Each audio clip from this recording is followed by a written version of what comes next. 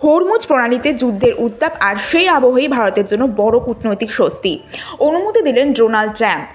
আপাতত 30 দিনের জন্য রাশিয়া থেকে তেল কিনতে পারবে ভারত। আমেরিকার নতুন নিষেধাজ্ঞা জারি হওয়ার আগে রুশ তেলবাহী বহু জাহাজ সমুদ্রে বেরিয়ে পড়েছিল, কিন্তু নিষেধাজ্ঞার জেরে সেই তেলের ক্রেতা মিলছিল না।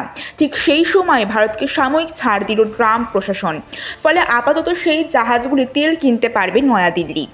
মার্কিন রাজস্ব সচিব স্কট বেসেন্ট জানিয়েছেন, যুদ্ধ পরিস্থিতিতে বিশ্বজুড়ে জ্বালানি সরবরাহ বন্ধ হয়ে যাক তা আমেরিকা চায় না। তাই ভারতের মতো গুরুত্বপূর্ণ মিত্রকে এই বিশেষ অনুমতি দেওয়া হয়েছে। উল্লেখ্য, ইসরায়েল আমেরিকার যৌথ হামলার পর ক্রুদ্ধ ইরান হরমুজ প্রণালী বন্ধ করার হুমকি দিয়েছে, আর সেই পথ দিয়ে ভারতের প্রায় অর্ধেক তেল আসে পশ্চিম এশিয়া থেকে। ভারত নিজের মোট তেলের চাহিদার 85% বেশি আমদানি করে। তাই হরমুজে উত্তেজনা বাড়তেই প্রশ্ন উঠেছিল, দেশের জ্বালানি সরবরাহ কি সংকটে পড়বে? আপাতত এই দুশ্চিন্তা কিছুটা কমলেও এই 30 দিনের বিশেষ অনুমতি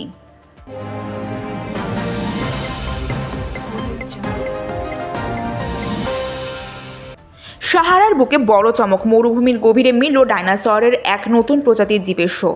প্রায় 10 কোটি বছর আগে পৃথিবীতে ঘুরে বেড়াতে এই ভয়ঙ্কর মাংসাশী ডাইনোসর বিজ্ঞানীরা নাম দিয়েছেন স্পিনোসরাস মিরাবেলেস, যার অর্থ বিস্ময়কর মেরুদণ্ডী সরীসৃপ। আকারে প্রায় টিরানোসরাস রেক্সের সমান লম্বা, কুমিরের মতো চোয়াল আর পিঠে ছিল ব্লেডের মতো বড় ঝুঁটি। পশ্চিম আফ্রিকার নাইজারে 2018 সালে শুরু হওয়া অভিযানে অবশেষে মিলেছে এই জীবাশ্ম। করোনা পরিস্থিতির কারণে মাঝপথে থেমে গেলেও 2022 সালে আবারও অভিযান শুরু করেন গবেষকরা। বিজ্ঞানীদের আশা, এই আবিষ্কার ডাইনোসরের অজানা ইতিহাস জানার পথে খুলে দেবে নতুন দরজা।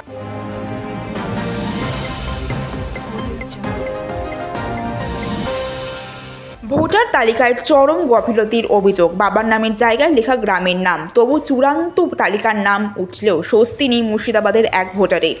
মুর্শিদাবাদের সুতি 2 ব্লকের অরঙ্গাবাদ এলাকার ভোটার বিদ্যুৎ দত্তের অভিযোগ, তার বাবার নাম রাজকুমার দত্ত, কিন্তু ভোটার কার্ডে বাবার নামের লেখায় বারুইপাড়া ঔরঙ্গাবাদ। 3 বার সংশোধনের আবেদন করেও মেলেনি সুরাহা। এমনকি এসআইআর ফর্মে সঠিক নাম লেখার পরেও চূড়ান্ত তালিকায় সেই ভুল থেকেই গেছে বলে তার দাবি। এদিকে একই বুথে আরও অভিযোগ, জীবিত ভোটার ববিতা কুণ্ডকে মৃত দেখানো হয়েছে তালিকায়। নির্বাচন কমিশনের এই গাফিলতিতে ক্ষোভে ফুঁসছে স্থানীয়রা। তবে ভুল সংশোধনের দাবিও উঠছে এলাকায়।